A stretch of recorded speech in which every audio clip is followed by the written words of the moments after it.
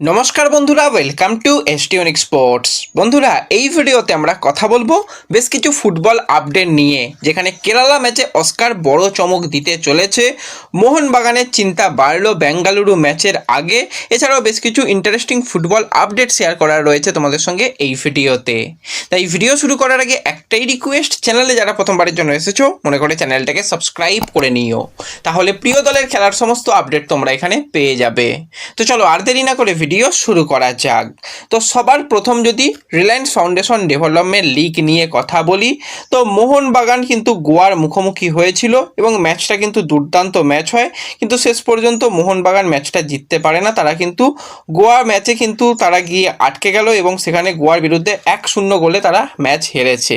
আর অপরদিকে আজকে সকালে ম্যাচ ছিল ইস্টবেঙ্গলের, সেই ম্যাচটাও কিন্তু ডেম্পোর বিরুদ্ধে ইস্টবেঙ্গল হেরেছে। ইস্টবেঙ্গল ভাই সেরা লেভেলের পারফরমেন্স, মানে ম্যাচ হারা কাকে বলে সেটা ইস্টবেঙ্গলকে দেখে বুঝতে হবে যে এত জঘন্য পারফরমেন্স করা যায়। রিলায়েন্স ফাউন্ডেশন ডেভেলপমেন্ট লিগে এই বছরে ইস্টবেঙ্গলের সবথেকে খারাপ পারফরমেন্স।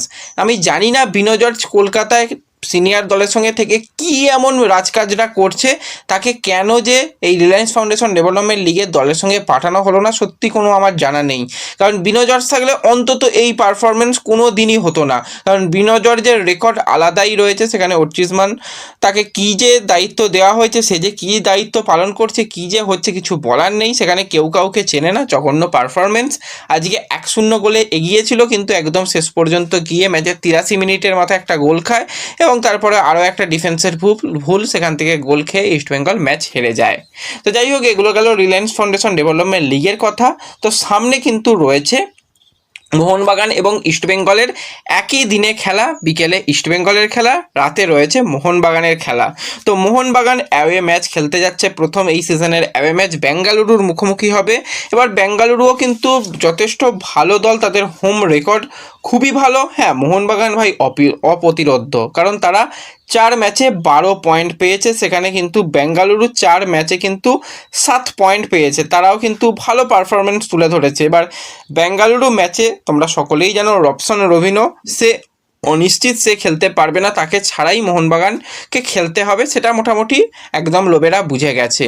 তো এই জায়গাতে কিন্তু মেহতাব সিং শেষ মুহূর্তে কালকে অনুশীলন বেশ কিছুক্ষণ করার পর তাকেও কিন্তু সাইড লাইনে বেশ কিছুক্ষণ রিহ্যাব করতে দেখা যায়। হ্যাঁ, তার চোট নিয়ে এখনও সেরকম কোনো খবর বেরিয়ে আসেনি, কিন্তু তাকে কিন্তু রিহ্যাব করতে দেখা যায়। এটা কিন্তু একটু চিন্তার কারণ হয়ে দাঁড়াচ্ছে মোহনবাগানের জন্য। যদি না খেলতে পারে তো সেই জায়গাতে কিন্তু নতুন কোনো পরিকল্পনায় লোবেরাকে যেতে হবে। তো আশা করব মেহতাব কিন্তু ঠিকই আছে এবং সে ম্যাচ যেন খেলতে পারে। এবং একই দিনে তোমাদের বললাম বিকেলবেলা ইস্টবেঙ্গলের ম্যাচ রয়েছে, ইস্টবেঙ্গল কেরালা ম্যাচ। সমস্ত কিছু দুটো দল নিয়ে অলরেডি আমরা চ্যানেলে বারবারই আলোচনা করে নিয়েছি। যারা এখনও সেই ভিডিওগুলো দেখোনি অবশ্যই ভিডিওগুলো দেখে নিও, এন্ড স্ক্রিনে দিয়ে দেব। তো ইস্টবেঙ্গল কিন্তু এই ম্যাচগুলো থেকে পয়েন্ট আনার জন্য মরিয়া চেষ্টা করছে। এবার ইস্টবেঙ্গলের প্ল্যানিং কিন্তু বেশ কিছুটা ভিন্ন হতে চলেছে। মিডফিল্ডে তোমাদের জানিয়েছিলাম বিদেশি নির্ভর মিডফিল্ড হবে, কিন্তু ইস্টবেঙ্গলের আক্রমণ ভাগে বেশ কিছুটা চেঞ্জ আসতে চলেছে।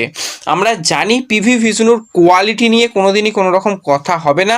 সে যখনই খেলেছে নিজের সেরাটা দিয়ে খেলেছে। গোয়া ম্যাচে নেবেও যেটুকু সময় পেয়েছে দলকে জেতানোর সমস্ত রকম চেষ্টা কিন্তু করেছে। এবং তোমাদের মনে থাকবে লাস্ট ইয়ার পিভি ভিষ্ণু একটা দুর্দান্ত গোল করেছিল কেরালা ব্লাস্টার্সের বিরুদ্ধে। তার বলটা এত সুন্দর বাড়িয়েছিল, ডিফেন্ডাররা বল কী করে ক্লিয়ার করবে সেটা দেখতে দেখতেই গোল হয়ে যায়।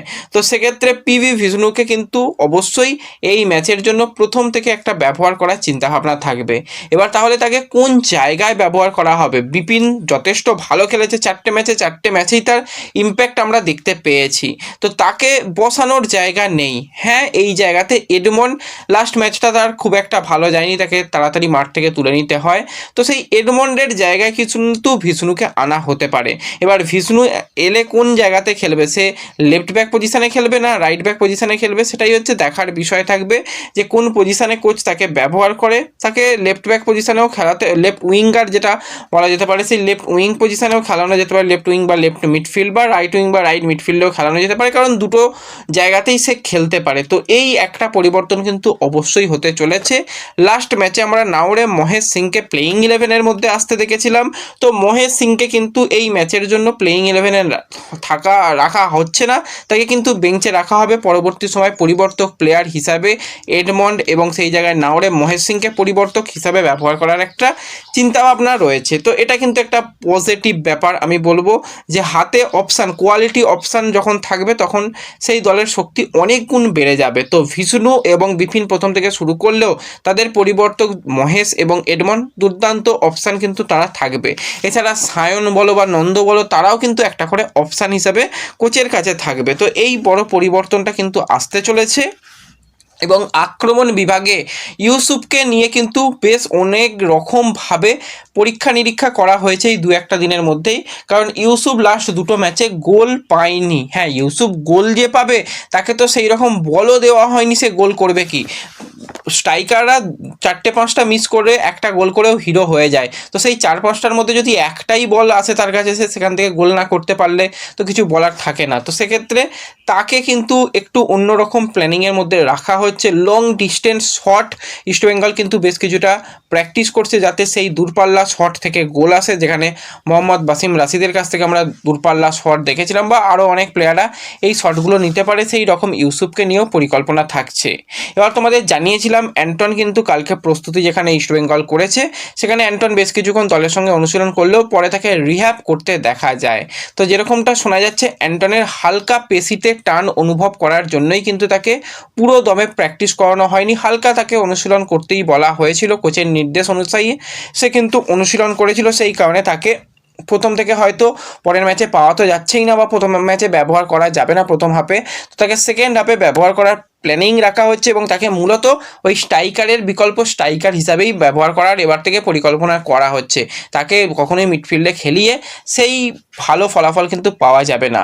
এবং অ্যান্টনও চেষ্টা করছে, অ্যান্টনও ভালো করছে প্র্যাকটিসে, সেও গোল করার জন্য মরিয়া চেষ্টা করছে। তো অ্যান্টনের প্রথম গোল আমরা কেরালা ম্যাচে দেখতে পাই কিনা পরবর্তী সময়, অবশ্যই সেই দিকেও নজর থাকবে।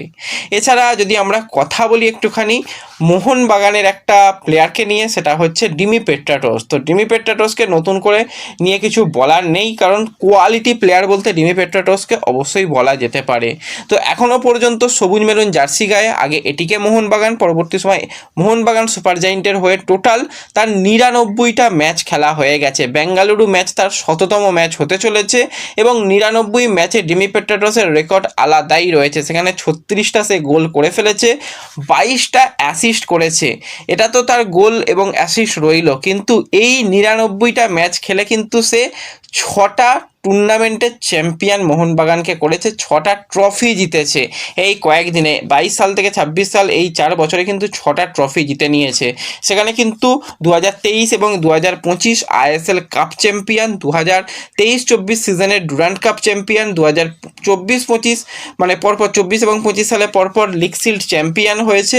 তো এখানে 5টা ট্রফি, এবং আইএফএ শিল্ড ধরলে 6টা ট্রফি কিন্তু সেখানে ডিমি পেট্রাটোস জিতেছে। এটা একটা বিরাট বড় পাওনা, এবং অবশ্যই মোহনবাগানের এই মুহূর্তে সেরা বিদেশি প্লেয়ারটার নাম অবশ্যই ডিমি পেট্রাটোস বলতে হয়। একার দমে কিন্তু বেশ কিছু টুর্নামেন্ট তাকে আমরা জেতাতে দেখেছিলাম। ডুরান্ট কাপ তোমরা ভেবে দেখো, ইস্টবেঙ্গল মোহনবাগানের ফাইনাল ম্যাচে সেখানে ডিমি পেট্রাটোসের গোল ছিল।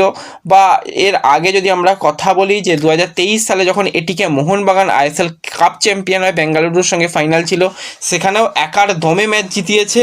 এবং যখন 2025 সিজনে তার কাছ থেকে আমরা লিগ শিল্ডের যেটা ম্যাচ ছিল, সেখানেও কিন্তু উড়িষ্যা এফসির বিরুদ্ধে তার গোলেই কিন্তু লিগ শিল্ড কনফার্ম করেছিল মোহনবাগান। তো দারুণ রেকর্ড কিন্তু এটা ডিমি পেট্রাটোসের জন্য।